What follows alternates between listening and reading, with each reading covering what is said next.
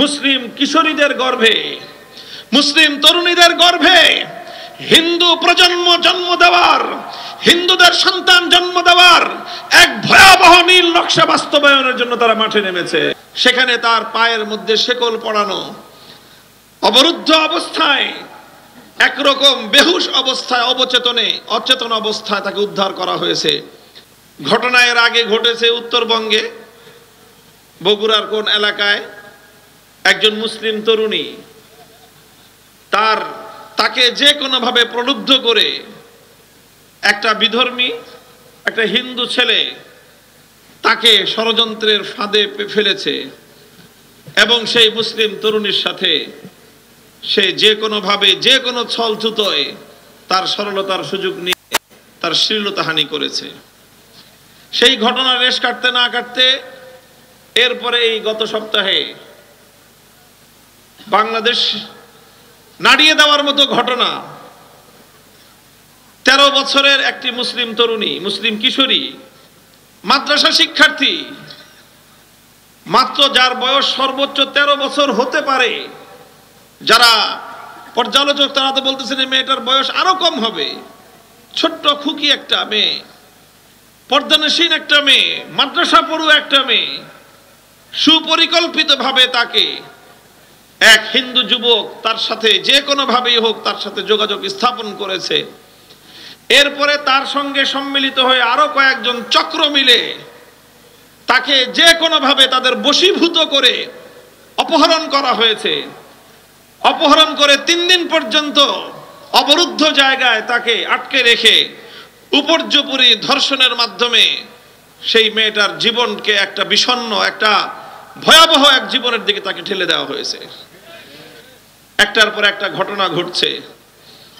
এরপরে সেই ঘটনাকে কেন্দ্র করে সবচেয়ে লজ্জাজনক, আতঙ্কজনক যেই কার্যক্রম হয়েছে সেটা হলো বাংলাদেশ রাষ্ট্রের গুরুত্বপূর্ণ প্রতিষ্ঠান, জনতার আস্থার জায়গা হওয়ার কথা, জনগণের জানমাল এবং ইজ্জতের নিরাপত্তা দানকারী, নিরাপত্তার দায়িত্বে নিয়োজিত প্রতিষ্ঠান, আইন শৃঙ্খলা রক্ষাকারী বাহিনী, পুলিশের পক্ষ থেকে এই ঘটনায় যেই নাটক মঞ্চস্থ করা হয়েছে এবং যেইভাবে এই ঘটনার জন্য সাম্প্রদায়িক সম্প্রীতির নামে এবং সাম্প্রদায়িক সম্প্রীতি বজায় রাখার নামে মুসলমানদের গৌরব, মুসলমানদের আত্মমর্যাদাকে ধুলোয় মিশিয়ে দেওয়ার আয়োজন করা হয়েছে। সেখানে ইনিয়ে বিনিয়ে 13 বছরেরও কম একটি কিশোরী মেয়ের উপর দোষ চাপিয়ে একজন হিন্দু যুবকের অপরাধের পাল্লাকে হালকা করার, তার অপরাধকে ঢেকে দেওয়ার একটা কৌশলী উদ্যোগ গ্রহণ করা হয়েছে। মুহতারাম হাজিরিন, ঘটনা আমি লম্বা আলোচনা করব না এগুলো নিয়ে। শুধু এই ঘটনার ব্যাপারে আমি যতটুকু পর্যবেক্ষণ করেছি, যথেষ্ট পর্যালোচনা আমি ব্যক্তিগতভাবে করেছি। আমার কাছে মনে হয়েছে এই ঘটনার আদ্যপান্ত দেখে, বিবরণ পড়ে শুনে, যে এখানে তাকে যে কোনো উপায়ে বশীভূত করে অপহরণ করে তার সঙ্গে আচরণটা করা হয়েছে। বাংলাদেশের প্রচলিত আইনে যদি ধরা হয়, এত কাহিনীর করতে হয় না, এত কাহিনীর প্রয়োজন হয় না। এখানে নানাভাবে অপরাধকে ঢেকে দেওয়ার, আড়াল করার আইন শৃঙ্খলা রক্ষাকারী বাহিনীর পক্ষ থেকে নানা ধরনের কৌশল গ্রহণ করা হয়েছে, যাতে অপরাধের যেই প্রমাণ, সেই প্রমাণকে যেন মুছে ফেলা যায়। এটা গেল। এরপরে একটার পরে একটা ঘটনা আপনারা লক্ষ্য করছেন।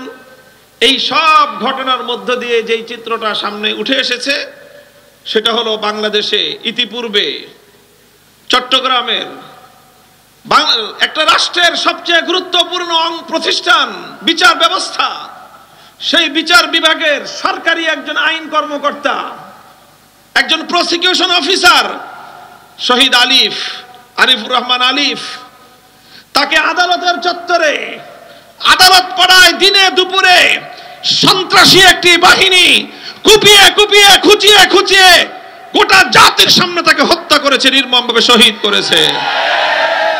এবং সেই সন্ত্রাসী সংগঠনের পরিচয় কোনো গোপন পরিচয় নয়।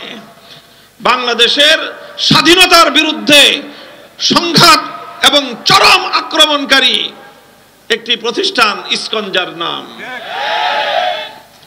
সেই ইসকন শহীদ আলিফকে হত্যা করে ক্ষান্ত হয়নি। তাদের মাধ্যমে আজ মুসলিম কিশোরীদের গর্ভে, মুসলিম তরুণীদের গর্ভে হিন্দু প্রজন্ম জন্ম দেওয়ার, হিন্দুদের সন্তান জন্ম দেওয়ার এক ভয়াবহ নীল নকশা বাস্তবায়নের জন্য তারা মাঠে নেমেছে। এই হলো দেশের পরিস্থিতি। এরপরে এই পরিস্থিতি নিয়ে যখন দেশের আলেম সমাজ জাতিকে সতর্ক করছে, দেশের ইমাম সাহেবরা যখন এই বিষয়টি নিয়ে মুসল্লিদেরকে সচেতনতামূলক কথা বলছে, যখন দেশের স্বাধীনতাকে রক্ষা করার জন্য, দেশের সাম্প্রদায়িক সম্প্রীতি রক্ষার জন্য ইসকন কর্তৃক এই সাম্প্রদায়িক উগ্র জঙ্গিবাদী গোষ্ঠী ইসকনের দেশ বিরোধী, ইসলাম বিরোধী, মানবতা বিরোধী ঘৃণ্য এই চক্রান্তের বিরুদ্ধে যখন জাতিকে সতর্ক করার জন্য মসজিদের মিম্বার থেকে কথা বলেছে, এই টঙ্গীতে লোমহর্ষক যেই ঘটনা সংঘটিত হয়েছে, বাংলাদেশের মতো একটি মুসলিম প্রধান দেশে এই ঘটনার কল্পনাও আমরা করতে পারি না। সেখানে সন্ত্রাসীরা টঙ্গীর মতো জায়গা থেকে, জনবহুল জায়গা থেকে অপহরণ করে নিয়ে গেছে তাকে, সেই বাংলাদেশের সীমান্ত এলাকায় সেখানে নিয়ে তারপরে তিনি উদ্ধার হয়েছেন, আবিষ্কৃত হয়েছেন এক ভয়াবহ নির্মম বাস্তবতায়। সেখানে তার পায়ের মধ্যে শেকল পড়ানো, অবরুদ্ধ অবস্থায়, একরকম বেহুশ অবস্থায়, অচেতন অবস্থায় তাকে উদ্ধার করা হয়েছে। তারপরে তিনি যেই বিবরণ দিয়েছেন, সেই বিবরণ থেকে গোটা জাতি আজ স্তম্ভিত হয়ে গিয়েছে। হঠাৎ করেই তাকে অপহরণ করা হয়নি, উপর্যুপরি তাকে হুমকি প্রদান করা হয়েছে, সতর্ক করা হয়েছে, খবরদার যেন ইসকনের বিরুদ্ধে কোনো কথা না বলা হয়, যেন এভাবে এই হিন্দুয়ানি এই ষড়যন্ত্রের বিরুদ্ধে যেন কোনো সচেতনতামূলক আলোচনা না করা হয়। তিনি যখন তাদের হুমকিকে উপেক্ষা করে দায়িত্ব পালনে অব্যাহত রেখেছেন, দায়িত্ব পালন, তখনই তাকে এই ভয়াবহ অপহরণের এই ঘটনা ঘটানো হয়েছে।